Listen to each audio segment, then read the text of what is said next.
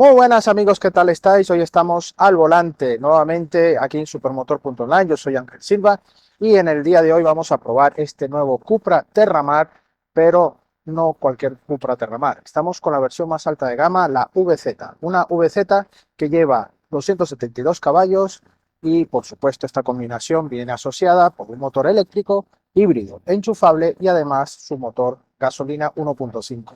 En este caso va asociado también a una caja DSG de 6 velocidades y con todo esto nos permite tener una etiqueta cero emisiones. Un diseño muy al estilo Cupra, muy deportivo, además con buena capacidad y buen espacio interior y un confort de marcha bastante bueno. Y también tendrá algunas sombras, como siempre revisamos nuestros coches en la sección aduana. Así que nada, dentro intro y empezamos. Coches y motos, sí señor, te los mostramos con buen humor. Rutas reales, sin postureo, lo que ves aquí va en video. Ángel, Alejandro y Alex en acción, probando en serio, directo en YouTube, campeón. Supermotor online, sin complicar, lo bueno, lo malo, todo sin maquillar. Súbete al video, vamos a rodar, motor encendido, listo para empezar. Bueno, aquí tenemos el diseño exterior de este Terramar, un diseño muy bonito que da ese aire deportivo, elegante, todo lo que estamos acostumbrados a ver en las últimas generaciones de Cupra.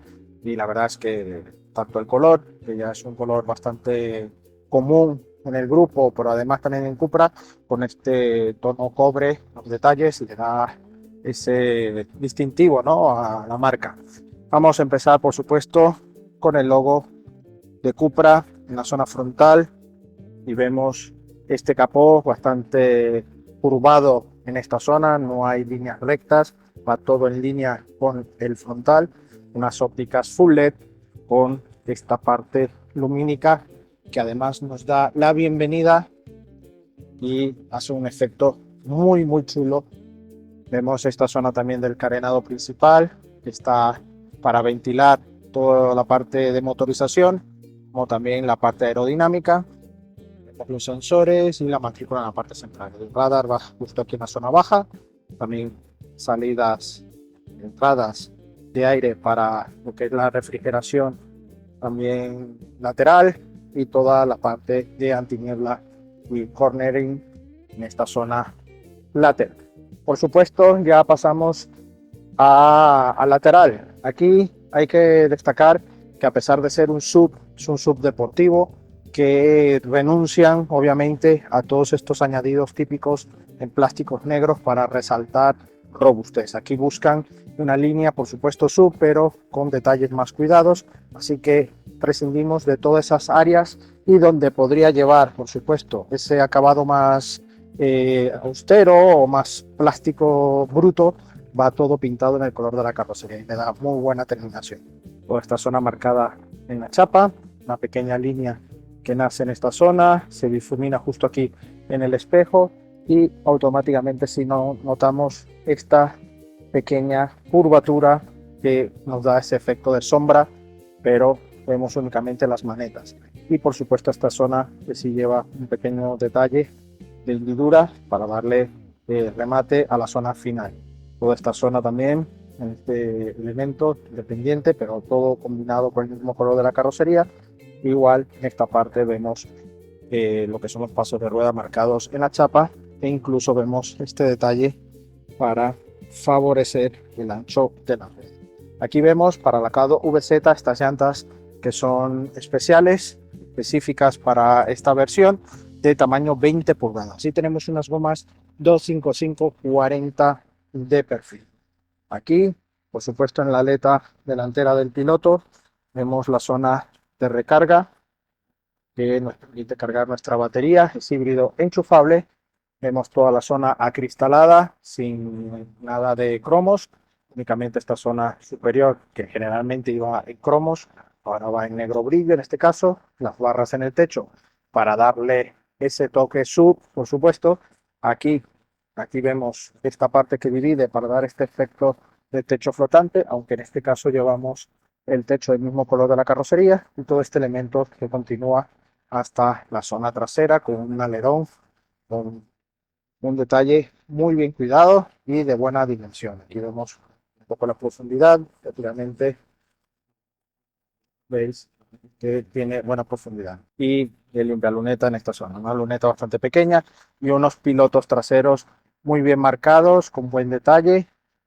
También tiene una firma lumínica que nos da la bienvenida y queda bastante bonito en el conjunto del coche, ¿no? El efecto lumínico, el logo de Cupra también va iluminado y queda bastante bien. En el paragolpes, la parte baja tiene este difusor que le da ese toque ya final al conjunto para darle un aspecto también de robustez, pero no tenemos salidas de escape ni nada que exagere esta trasera. Los catadióticos muy a la parte exterior. Y bueno, ¿qué os parece este coche? ¿Os gusta el diseño? ¿Qué cambiaríais? ¿O qué dejaríais sí o sí? Dejármelo aquí en los comentarios. Bueno, vamos a ver el maletero. Aquí encontramos un portón eléctrico con buena velocidad, una altura muy típica de SUV. Vemos también todo bien rematado, mucha moqueta, iluminación LED en ambos lados y una capacidad en el entorno de los 420 litros y 490 litros de capacidad. Abatiendo los asientos ganamos un poco más de capacidad, lo que sí que vemos una altura pronunciada en cuanto a esta caída coupé, pues no tendríamos tanta disposición en cuanto a altura, pero tiene buena profundidad. En este caso, en la zona baja sí que tenemos un hueco para cosillas de emergencia, pero no hay disposición en sí para dejar mochilas o algo. Es muy pequeña la zona baja. Aquí tenemos huequecillos en los laterales para guardar alguna cosilla más, como estos bolsitos, donde tenemos, bueno, todo el kit de emergencia para pinchazos, nos llevamos rueda, por supuesto, y esto para este tipo de gomas con 20 pulgadas, pues es un poco, bueno, mal rollo, ¿no? No llevar una rueda, pero es lo que se lleva en los últimos años, así que solo lleva este kit de artículos. Vemos esta bandeja de gran dimensión, con moqueta, todo revestido en un plástico común, bueno para este maletero. Y aquí tenemos el pulsador para cerrar el maletero, que además, como os he dicho, tiene buena velocidad para apertura y para cerrar. Se frena en el último momento para el ajuste, pero está bastante bien. Vámonos para ahí. Vamos a ver las plazas traseras. Tenemos una buena apertura. Yo mido 1,77 y entramos, bajamos un poco la cabeza, pero nada exagerado. Cierro. Hay buen ajuste. Aquí en cuanto a materiales tenemos plástico duro en la zona alta, pero con un entramado agradable. Toda esta zona sí ya va en una especie de piel, con esta zona también dando efecto como iluminado, también con distintos colores. Toda esta zona va en diferentes materiales, lo único que sí ya notamos algo de piel o polipiel es en la zona de los reposabrazos y donde están los elementos. Todo con un efecto como flotante, al igual que aquí la maneta, que va en su tono cobrizo, típico de la marca. Y en esta zona también va todo como volando, ¿no? Va un poco, no va justo pegado a ningún otro elemento, va todo aquí en esta parte superficie que le da algo más innovador, ¿no? En este tipo de diseño.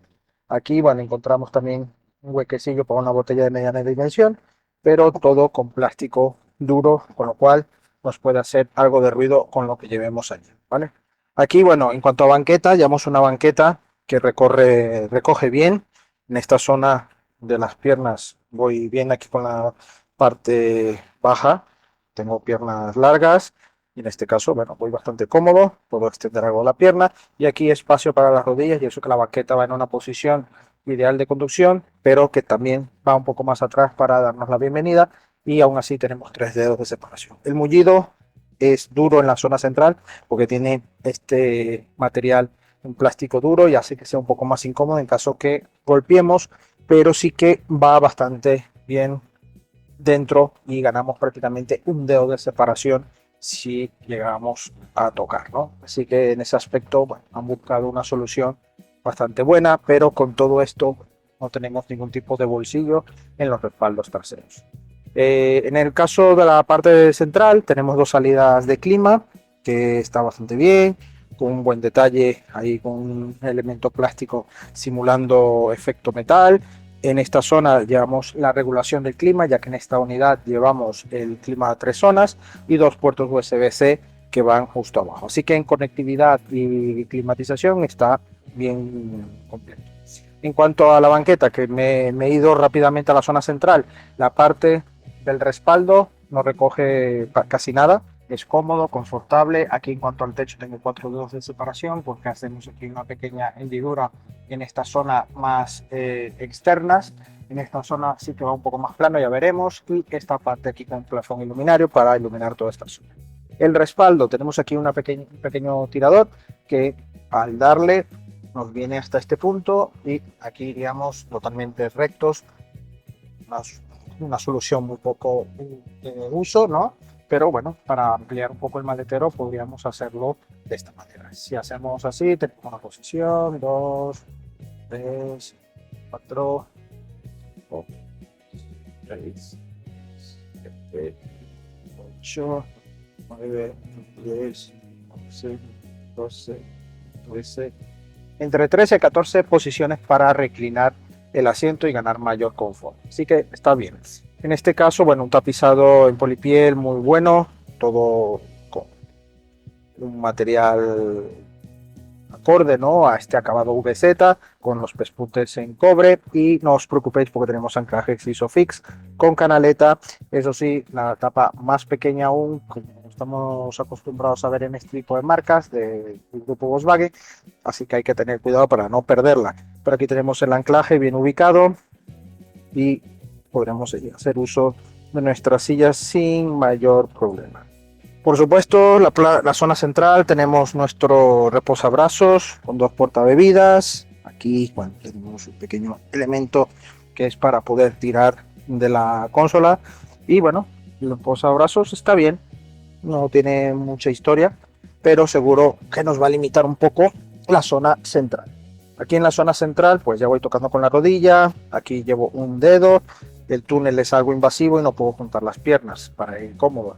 En cuanto a anchura, 3 personas en mi contextura irían un poco incómodos. Y aquí en el techo voy rozando levemente esta parte. Cuando un bote ya voy tocando. El respaldo muy duro, así que esta plaza central es muy, pero que muy testimonial. Puesto aquí también hay que mencionar que la parte central tiene su cinturón, por supuesto, pero tiene un formato que no ayuda para nada al uso, ya que esta zona es bastante dura y automáticamente vuelve a ir a su posición.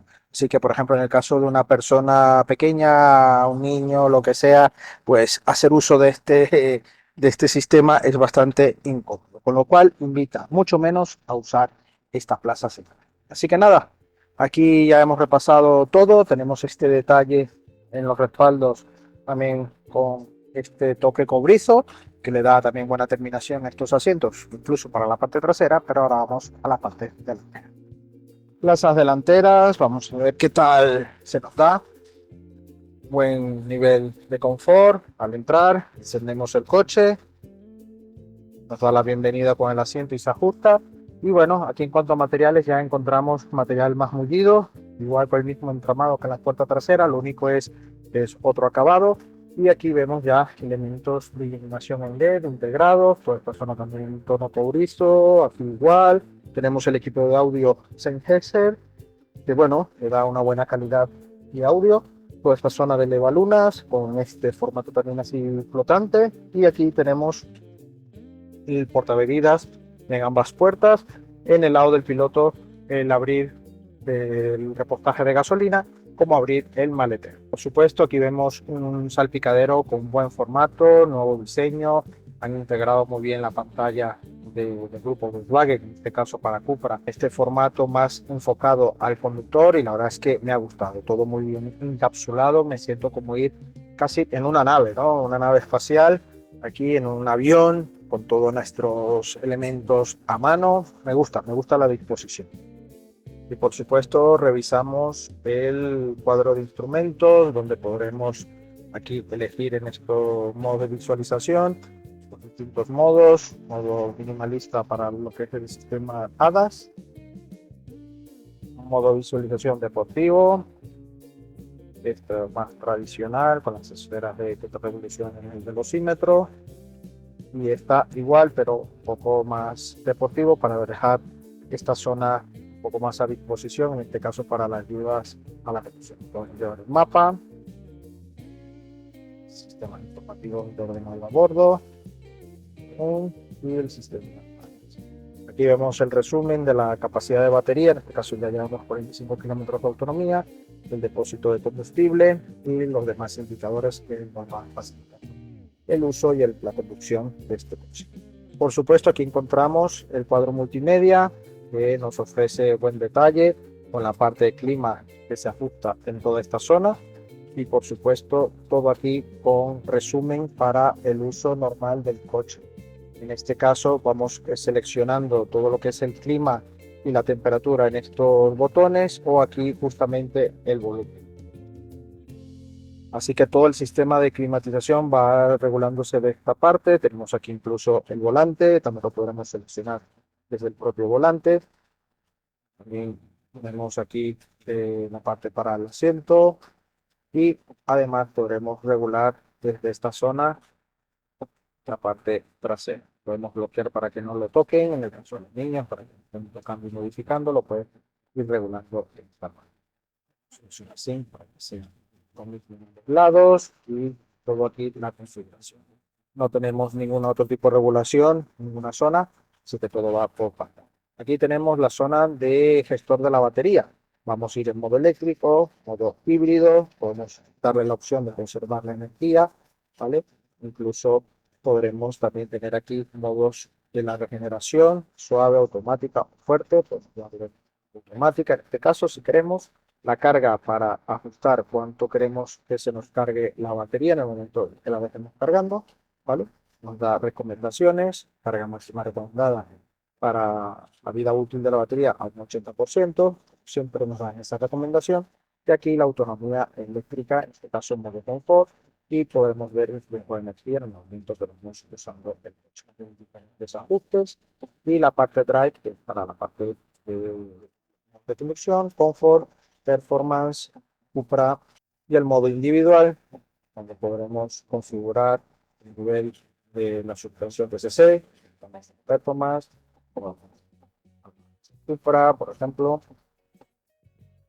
dirección, motor, motor, y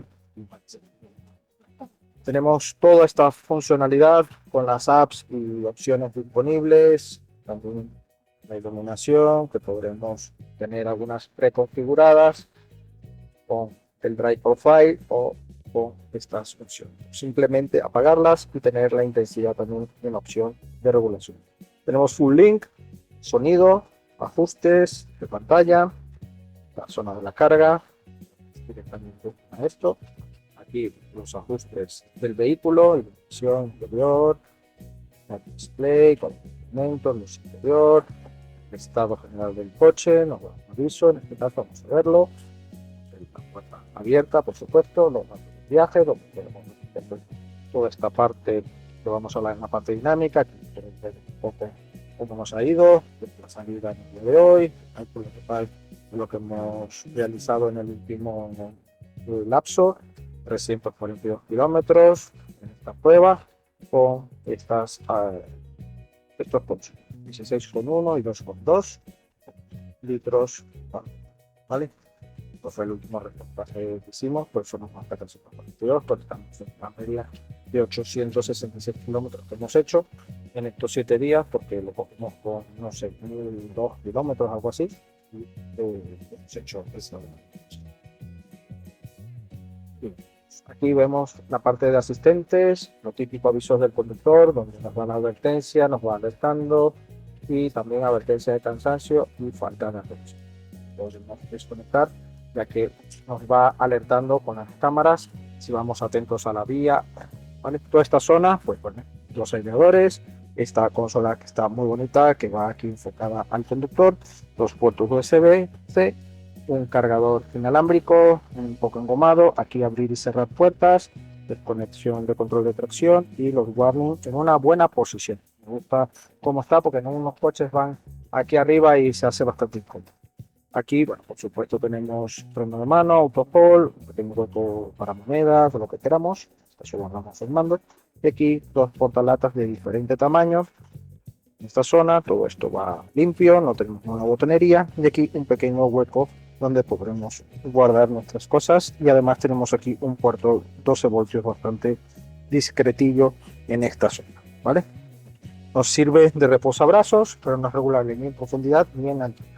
Tenemos nuestra guantera con acabado en plástico, con dimensión acorde para todo lo que es documentación. Y aquí vemos, por supuesto, el asiento, un asiento muy deportivo, semi-bucket, con buena calidad y buen diseño. Me gusta cómo está planteado.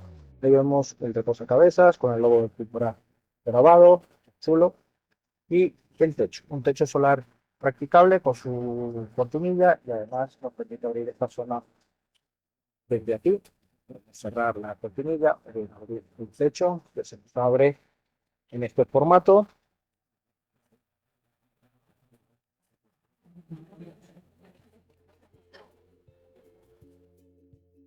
Y para cerrarlo le volvemos a pulsar.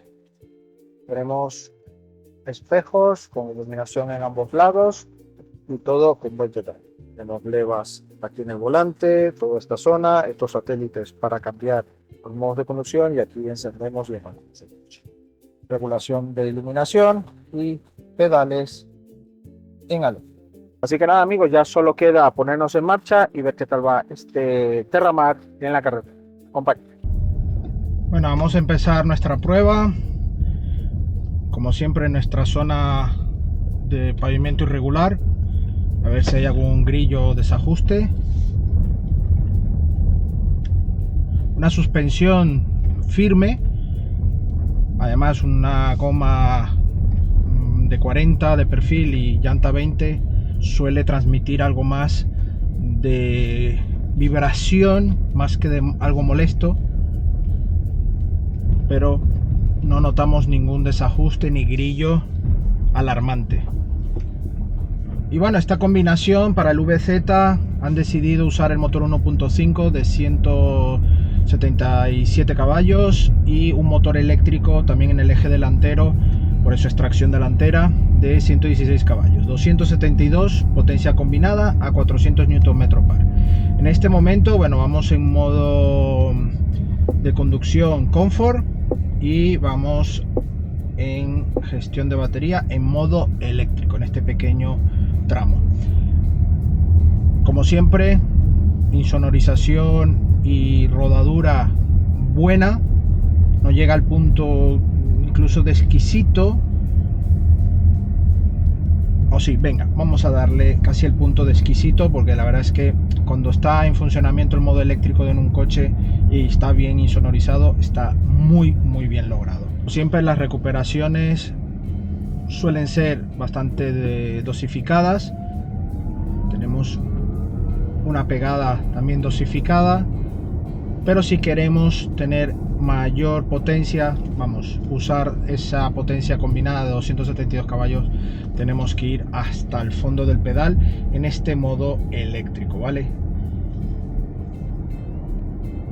Ahora mismo pasamos aquí o bien por la pantalla o pulsando en el botón de Drive Select, seleccionamos el modo Performance o el modo Cupra. Vamos al modo Cupra para tener todo al máximo. La caja de 6 velocidades DSG ya se nos pone en modo deportivo.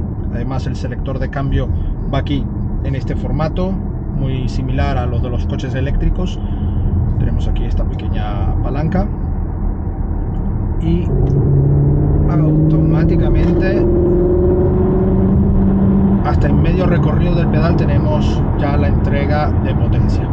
Un sonido bastante artificial, pero agradable, o sea, bien logrado, me gusta, pero no deja de ser artificial, así que nos da esa sensación de ir con un coche bastante cañero, ¿no?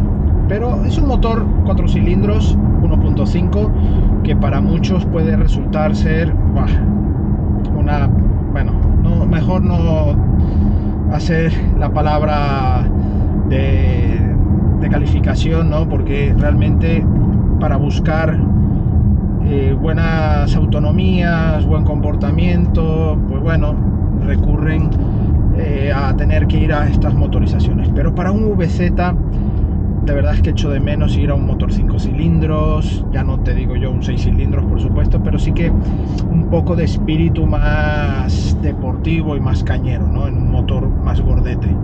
Pero bueno, al menos en esta versión, no estoy diciendo que sea una clara tendencia, ¿no?, a tener esos motores para el coche, ¿no?, en la gama. También es cierto que el cliente potencial de este coche no creo que quiera ir a por un motor tan gordo y tan potente, será muy reducido.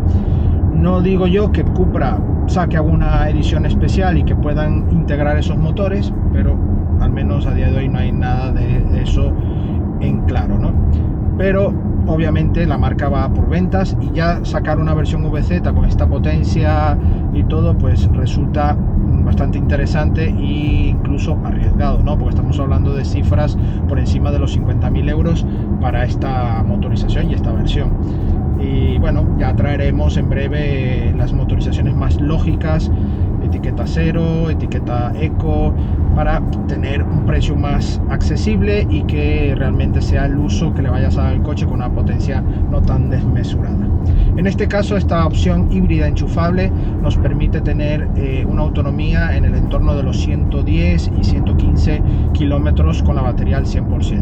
En cuanto a depósito de combustible, estaríamos tocando unos 600 kilómetros con este depósito, que además en conjunto pues ya nos daría casi 750, incluso 800 podríamos llegar si nos proponemos en autonomía general con los depósitos llenos, tanto la parte de batería como también la parte de gasolina. Un coche que tiene una frenada correcta, no, a pesar de que si hay algo regenerativo en el pedal, da una sensación correcta del uso del pedal, no nos da esa falsa opción de tener que ir hasta el fondo, ¿no?, para obtener bien la mordaza. Y bueno, esto es para gustos colores, como siempre, pero en algún vídeo ya me han criticado de que eso es la parte regenerativa, y yo siempre lo digo, cuando pasa ese tipo de recorridos, siempre en estos modelos por supuesto es por la parte regenerativa, la parte electrónica, pero es mi opinión y es mi sensación y mi impresión, y en ese caso a mí particularmente no me gusta tener que recurrir hasta el pedal del fondo para obtener la frenada ya más lograda, ¿no?, más física. En este caso, tener que ir tocando siempre el pedal y tener ese toque, es que lo veo como muy esponjoso, y en este caso no, tiene un recorrido bastante correcto, me gusta, y una frenada correcta. Obviamente, si vamos a más opciones, pues podríamos tener también incluso frenadas más deportivas, pero para este coche yo creo que tampoco es necesario. Un peso que no llega a las 2 toneladas, pero está muy cerca, es un coche pesado, pero bueno, lo que es el sistema de frenada cumple con su objetivo. A nivel de suspensión, una suspensión que depende del modo que vayas, se camufla bastante bien, pero siempre buscando el nivel de confort, a nivel confort, y cuando vamos en modo Cupra tiene ya un carácter mucho más aplomado, más durillo, y se nota, ¿no? Se nota como estas llantas 20 pulgadas, la combinación de suspensión nos hace ir en un coche bastante, bueno, insinuante, ¿no?, de poder decir, oye, incluso, ¿por qué no me meto en un circuito? ¿Por qué no? No deja de ser un SUV, ojo, pero tiene un comportamiento bastante sugerente a la deportividad. En cuanto a la disposición de elementos y puesto de conducción, es muy correcto, tenemos buenos espejos exteriores, el espejo interior también es correcto, poca altura, pero está bien, incluso si llevamos personas nos podríamos apañar con una visibilidad más o menos correcta, incluso en la plaza central, ya que el propio coche nos invita a que lo usemos muy poco, pues bueno, ahí lo tenemos dispuesto. En el caso de las pantallas, pues bueno, buena información, todo muy enfocado al conductor, y eso, bueno, hace que el coche tenga una buena usabilidad, todo con buen espacio, buena un uso correcto. El volante, un volante con empuñaduras deportivas, aquí con las levas en el volante que nos permite cambiar en modo manual de manera muy rápida. Se nota esa parte electrónica, tiene un pequeño lag en el momento que seleccionamos y cambia a la marcha, pero es muy pequeño. Vamos a ver si lo logramos percibir desde esta zona. Cambio, ahí cambió bien. Buscamos en modo Cupra, vamos a ver en el modo Comfort. Pasamos a modo manual. Cambio. No sé, es que seguramente no lo habéis percibido. Obviamente es en modo confort, ya lo que es la caja de cambios va en un modo normal, así que no tiene por qué hacer un cambio más rápido, pero en el modo Cupra sí que ya vamos en un modo mucho más rápido, en el modo deportivo, vamos, de la caja, y hace el cambio un poco más rápido. Pero aún así son milésimas de segundo, no lo vas a notar y que sea un dato negativo por el coche, para nada. Es un detalle que simplemente me gusta comentaros. Y bueno, esta batería que lleva este Terramar es de 25,7 de kilovatios de capacidad neta y capacidad útil de unos 19,7 kilovatios hora. Tenemos en carga rápida, carga continua, hasta una potencia máxima de 50 kilovatios y en carga alterna hasta 11 kilovatios. Esto, bueno, teniendo unas cifras bastante buenas para la carga, aproximadamente del 0 a 80 en 2 horas y media podríamos tener ya la batería con esa capacidad deseada, que son 80%, ¿no? Que es lo que recomienda las marcas siempre para tener la vida útil más prolongada de la batería. Este coche está regulado electrónicamente hasta 215 km por hora y acelera de 0 a 100 en 7,3 segundos. Y bueno, a nivel de consumos, ¿qué nos está dando de dato este coche? Pues bueno, es un coche que incluso a nivel de litros de gasolina, si usas siempre la parte eléctrica con tus recargas, pues obviamente puedes llegar a tener consumos de 0 litros a los 100. Pero en un uso combinado donde usas el modo híbrido para mantener la batería en usos particulares, ¿no? De que quieras usar el modo eléctrico solo en momentos puntuales, pues bueno, puedes tener ese modo híbrido y llegar a tener un consumo aproximadamente de unos 2,2, 1,9 más o menos. Si agotamos la batería al 100%, pues sí, ya automáticamente al 100% nunca se descarga, pero sí que mantiene algo. Tendríamos ya unos consumos más elevados en el entorno de los 7, 6,5 litros si vamos dándole mucha caña. Pero eso ya es en un caso hipotético de que agotes la batería sin tener un rango de autonomía de kilómetros, pues ahí ya tendrías que hacer más uso obviamente del motor térmico únicamente, pero con el apoyo necesario, sobre todo a nivel de llaneo, con la batería. Entonces eso te va a permitir mantener esos consumos algo más elevados, pero sin llegar a extremos, ¿no? Pero lo ideal en este tipo de coches híbridos enchufables, siempre lo digo y siempre os lo diré, es de que tiene un sonido artificial, pero que al final se logra ese sentimiento y esa sensación de querer disfrutar de la conducción. Pero bueno, vamos al lío. Este consumo, pues obviamente si en el híbrido enchufable le das el uso que le tienes que dar, siempre lo comento, de que tienes que cargarlo para tener tu autonomía eléctrica. ¿Para qué? Para poder hacer un uso híbrido más coherente, pero también si quieres hacer el uso eléctrico, tener esa autonomía, y en este caso una autonomía bastante buena de más de 100 kilómetros, que te va a permitir, al menos para tu día a día, yo creo que no necesitas más para tus trayectos diarios de oficina, casa, trabajo, ir al colegio, a la universidad, llevar a tus hijos, lo que sea. Pues obviamente tener ese rango de una buena autonomía, que si tengas que tocar la gasolina sea lo menos posible, y con ello ganas, bueno, al final del mes un buen ahorro seguramente de repostaje, tanto de gasolina como de la recarga. En este caso ya la parte eléctrica sí que estamos en unos consumos en el entorno de los 15 hasta los 22 kilovatios hora. Eso por supuesto dependiendo del uso que le estés dando al coche, ¿vale? Si vamos siempre en modo muy cañero, un modo bastante deportivo, pues obviamente estos consumos se elevan. Entonces estamos en unas medias de consumo, yo diría bastante buenos, acordes tanto para el peso, no llega a las 2 toneladas pero casi, y 272 caballos, pues para el tipo de coche que tiene un aspecto más de sub, pues obviamente creo que están en la línea de lo que nos presenta todas las marcas en el mercado. El asiento recoge muy bien, tiene este carácter deportivo que sujeta bien, no llega a ser un bucket en sí, ¿vale? Sujeta bien, pero no llega a ser ese bucket deportivo que sientas que vas bien encajado, sobre todo aquí en la zona baja te encaja bien, pero no es excesivo, pero por lo cual eso también favorece a que tengas un nivel de confort bastante bueno, no sea un asiento demasiado deportivo que te llegue a incomodar. En este caso, este coche tiene un concepto más de viaje, más de comodidad familiar, pero con esos pequeños toques sumados para una deportividad como caracteriza a la marca Cupra. Bueno amigos, eso es todo por hoy al volante de este Cupra Terramar VZ, la versión más alta de gama, 272 caballos, híbrida enchufable con la etiqueta 0 emisión. Traeremos al canal, espero que en breve, si podemos agendar muy bien con todas las marcas y modelos que nos van ofreciendo, las versiones quizás más lógicas de la compra, porque quizás no necesites tanta potencia ni tanta deportividad en tu coche Terramar. Pero en este caso, esta versión es para los más apasionados y que realmente quieran hacer la compra por un coche pasional y que le permita también disfrutar de la conducción con un buen detalle de diseño y bueno, de buena terminación en general. Son 52.000 euros sin descuentos ni promociones para este Terramar VZ.